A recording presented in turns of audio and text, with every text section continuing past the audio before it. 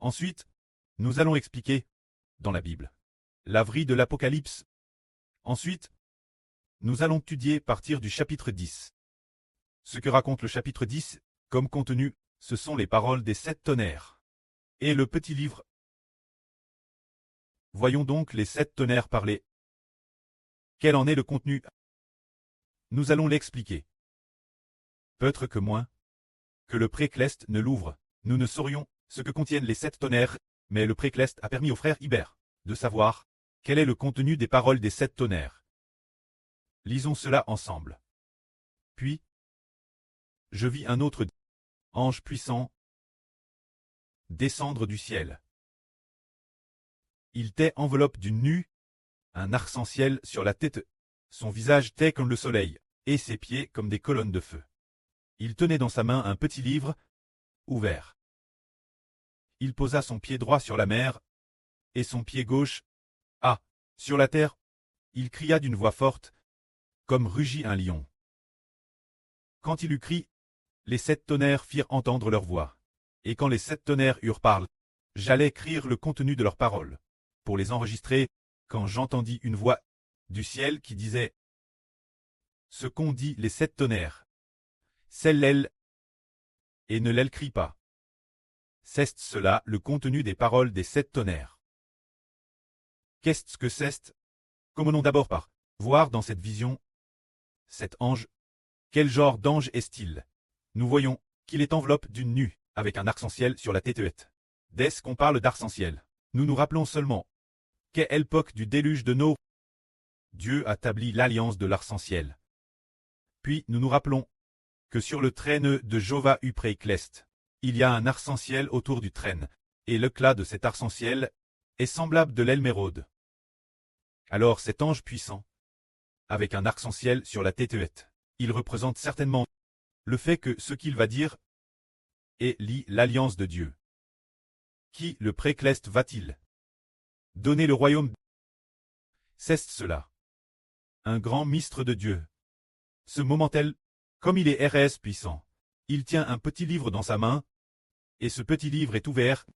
Le petit livre doit révéler les choses qui doivent arriver dans le futur. Le contenu de ce petit livre est lié aux 2 témoins, et ce qu'ils doivent faire. Et ce moment-tel, son pied droit était sur la mer, et son pied gauche sur la terre. Il cria d'une voix forte, comme rugit un lion. Quand nous parlons de quel ange crie comme un lion, nous savons que dans l'Apocalypse, il y a 4 chérubins, dont le premier chérubin, son visage était comme celui d'un lion. Cela signifie que, puisqu'il ressemble à un lion, cela montre que c'est l'autorité du Seigneur Christ. Alors, puisqu'il en est ainsi, il semble que l'apparition de cet ange soit l'autorité royale, l'alliance. Ce moment-tel, après ce qu'il a crié, les 7 tonnerres ont fait entendre leur voix. Que signifient les 7 tonnerres? Les 7 tonnerres signifient que la voix parlait comme le bruit du tonnerre, et ce sont les madame paroles, il semble qu'il les ait dites 7 fois. D'où le nom de 7 tonnerres. Parlant avec une voix de tonnerre, parlant comme le tonnerre. Nous nous rappelons aussi qu'au commencement, le précleste Jova est descendu sur le mont Sina. Ce moment-là avec une voix de tonnerre. Il appart Mose, parlant comme le tonnerre. Alors ces 7 tonnerres, qui est-ce qui parle travers eux? Il se pourrait que ce soit Dieu qui parle avec une voix de tonnerre. Alors cette voix de tonnerre, que dit-elle en parlant? C'est pour dire toutes les nations et tribus. Pour faire comprendre toutes les nations. Qui Dieu va donner le royaume. Et ici, quand l'apôtre Jean voulait enregistrer ce que les 7 tonnerres avaient dit, pour le mettre par crit, une voix a dit, venant du ciel disant, les paroles qu'ont dites les 7 tonnerres, c'est elle, ne l'écris pas, alors que son roulement c'est 7 tonnerres. Continuons regarder. Notre frère Heber explique le contenu des paroles des 7 tonnerres, juste après. Il est dit ici, je vis l'ange qui se tenait sur la mer et sur la terre. Lever sa main droite vers le ciel. Et jurer par celui qui vit au cycle des cycles, qui a créé le ciel et les choses qui y sont, la terre et les choses qui y sont, la mer et les choses qui y sont. Jurer en disant, c'est cet ange, levant la main droite, levant sa main droite, se dire levant Et puis, levant sa main droite, pour jurer devant Dieu, jurant par Dieu, ce qui signifie que c'est selon la volonté de Dieu, disant qu'il n'y aurait plus de temps. Ce qui signifie qu'il n'y aurait plus de DLAI. Mais qu'au jour de la voix du septième ange, quand il commencerait sonner de la trompette, le mystère de Dieu s'accomplirait. Comme Dieu l'a a donc ses serviteurs les prophètes, comme il la déclare. Alors cet ange ajure que, quand le septième ange sonnerait de la trompette, le mystère de Dieu s'accomplirait. Le mystère de Dieu. Nous ne connaissons qu'un seul mystère, qui est le mystère du royaume des cieux. Alors de Dieu, le septième ange de... Quel est ce mystère quand il sonne de la trompette? Le septième ange qui sonne de la trompette. C'est que Dieu a pris possession de son royaume. Et ainsi, il va donner le royaume son fils Ouin. Quand le septième ange sonne de la trompette, nous découvrons que les vieillards disent « Nous te rendons grâce, Jéhovah. Les nations se sont irrites, et ta colère est venue. Tu as, notre Dieu, Jéhovah a comment régner pour toujours et jamais. Le royaume qui domine le monde est devenu celui de notre Dieu et de son oint. Le royaume de son Christ, notre Dieu, Jéhovah régnera pour toujours et jamais. Ce sont les 7 tonnerres, se dire la septième trompette.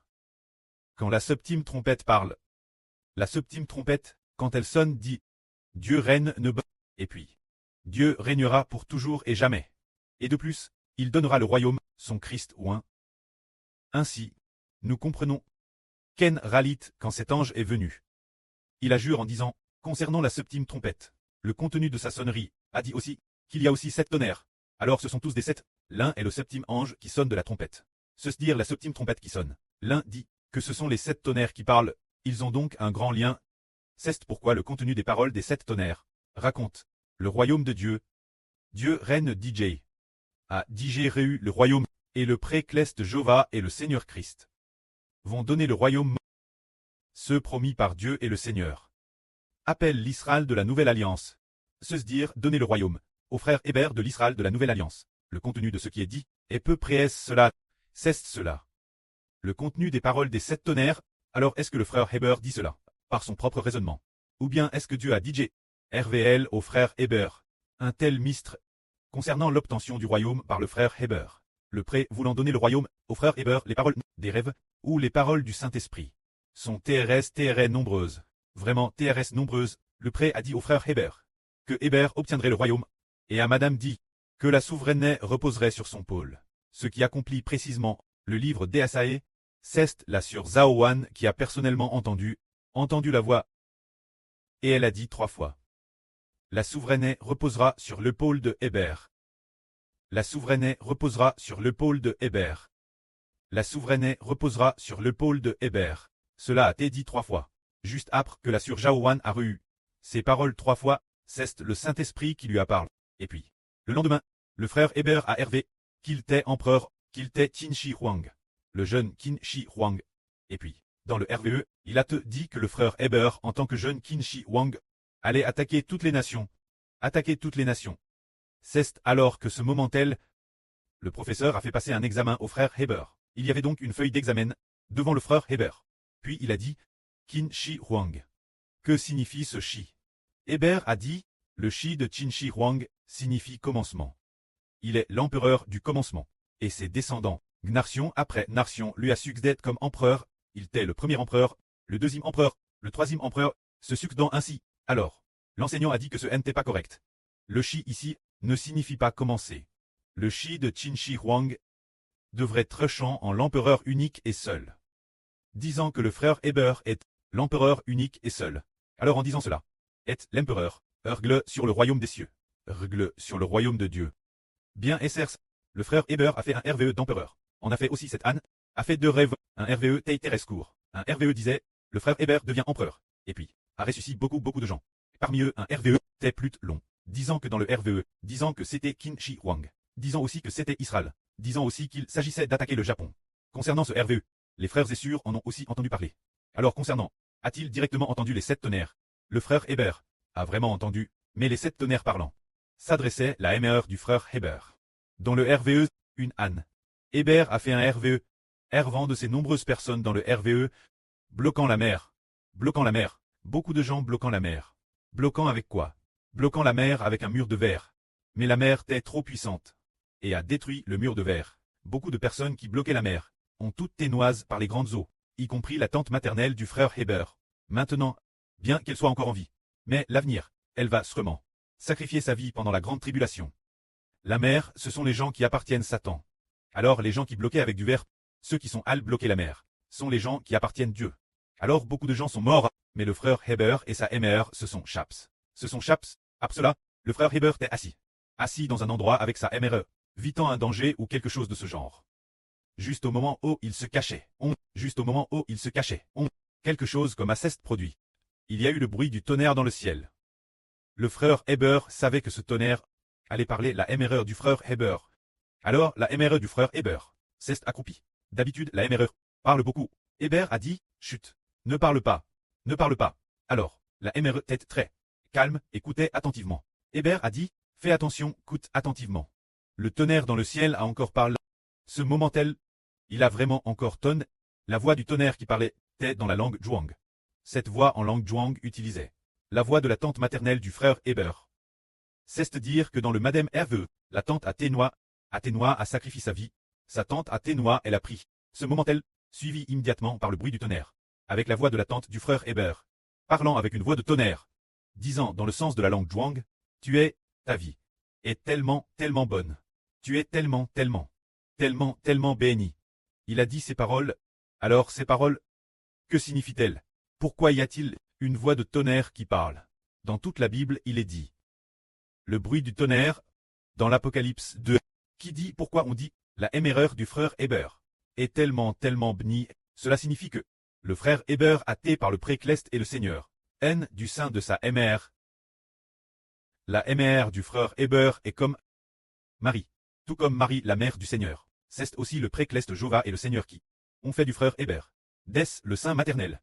L'on crère pour Treux, le Fils de Dieu et du Seigneur. Seulement, Heber a cru tort qu'il avait sur terre un preux charnel, pensant que cet oncle Jo croyant tort qu'il était le preux du frère Heber. Plus tard, il a découvert, ce n'est que cette âne qu'il a soudainement ralisse. Qu'il n'était pas le près du frère Heber. Parce que, l'âne dernier un RVE disait, qu'il n'était pas le près du frère Heber. Que c'était le Seigneur, mais ce moment-tel, le frère Heber ne comprenait pas, et n'y a pas trop pensé. Plus tard, il s'est rendu compte qu'en effet, Heber n'a pas de preux charnel. Seul le Seigneur et le précleste sont le près de Heber. Crère dans le sein maternel. Grand le frère Heber pourtrait le chef de l'humanité, pourtrait l'Israël de la Nouvelle Alliance. Alors parce que la mère de Heber, t'es enceinte de Heber, il a te dit, tu es tellement, tellement béni. Ta vie est tellement, tellement, tellement bonne. Il y a eu de telles paroles, prononce avec une voix de tonnerre. Alors parler avec les 7 tonnerres, c'est la madame chose les 7 tonnerres. Le sens de leurs paroles. Être proche de ce qui vient d'être dit. C'est dire, cela signifie que Dieu et le Seigneur font alliance. Pour donner le royaume au Fils de Dieu et du Seigneur, qui est son fils biologique. Et concernant cette affaire, ce n'est pas non plus seulement le RVE du seul frère Heber, ou d'avoir RV de l'empereur plusieurs fois. Madame la Surjaouane a aussi RV cette âne, de ce RVE de fusion de 2 entreprises. Ah, l'une est celle du frère Heber. Une grande entreprise dans le pays, l'autre étrangère encore plus grande. Une entreprise encore plus grande devait fusionner. Que s'est-il pas ensuite? La fusion a chou. Plus tard, on a découvert que Heber appartenait à la grande entreprise Trangre. Le fils biologique. Le fils biologique du patron. Alors le monde entier le sait. Alors l'entreprise ici représente le royaume. Le grand patron est le précleste Jova. Le patron est aussi le Seigneur Jésus-Christ. Le précleste et le Seigneur sont les patrons de la grande entreprise du royaume des cieux. Le frère Heber est le fils du précleste et du Seigneur. Alors le royaume établi par le frère Heber. Et appelle le royaume d'Israël. Le royaume d'Israël du Nouveau Testament. Plus tard, on découvre que, eh bien, le frère Heber est le fils du précleste et du Seigneur. Finalement, ce royaume devient le royaume de Dieu. Le royaume du Seigneur Christ. Le royaume d'Israël du Nouveau Testament. Ainsi, l'autorité du preux et du Seigneur s'unit, ce qui fait que cette entreprise, les 2 entreprises fusionnent en une seule. Que la gloire soit au prêtre et au Seigneur. Amen.